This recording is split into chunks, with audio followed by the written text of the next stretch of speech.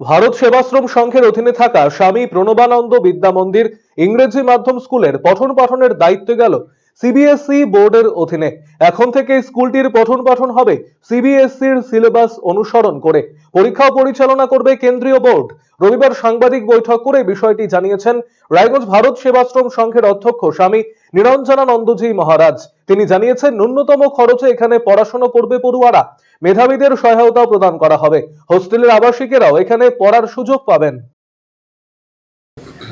বলতে সংঘ সারা ভারতবর্ষব্যাপী বা ভারতবর্ষের বাইরেও অনেক স্কুল কলেজ করেছে, কিন্তু সিবিএসই স্কুল পশ্চিমবঙ্গে বিশেষ করে মনে হয় এটাই প্রথম আর কি।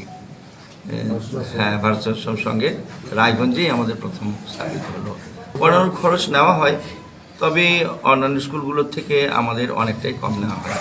আবার সেই সঙ্গে যারা হয়তো দিতে পারছে না, তারা হয়তো যতটা দিতে পারবে সেইভাবে আমরা তাদেরকে সহযোগিতা করি, কনসেশন করি। কি এটাও আমরা করেছি। এখন ওদের কাছ থেকে তো আমরা পয়সা নেব না। ওদের বইপত্র, জামা কাপড় ইত্যাদি সবই ওদেরকে ইংলিশ মিডিয়াম স্কুলে এই সেশন থেকে আমরা ওদেরকে ভর্তি করব।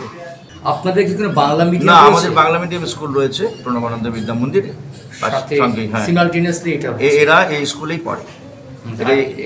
মানে আশ্রমে থাকে এবং এটা রেসিডেন্সিয়াল স্কুল হিসেবে এরা এখানে প্রাইমারি ইংলিশ মিডিয়াম চলছে। প্রাইমারি স্কুল ইংলিশ মিডিয়াম চলছে।